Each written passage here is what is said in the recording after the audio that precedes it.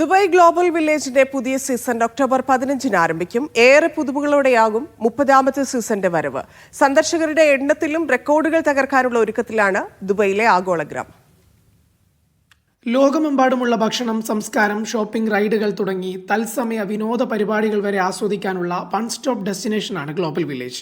വിവിധ രാജ്യങ്ങളെ പ്രതിനിധാനം ചെയ്യുന്ന 30 പവലിയനുകളാണ് മുഖ്യ ആകർഷണം. സന്ദർശകരുടെ കാത്തിരിപ്പ് അവസാനിക്കാൻ ഇനി ഒരു മാസം മാത്രം. ഈ ഒക്ടോബർ 15 മുതൽ അടുത്ത വർഷം മെയ് 10 വരെ സന്ദർശകർക്കായി തങ്ങളുടെ ഗേറ്റുകൾ തുറന്നിരിക്കുമെന്നാണ് ഗ്ലോബൽ വില്ലേജ് അറിയിക്കുന്നത്.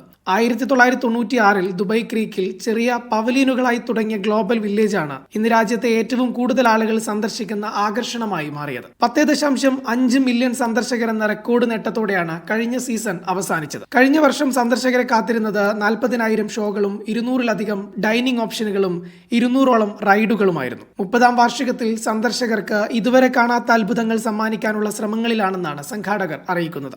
Media 1 Dubai.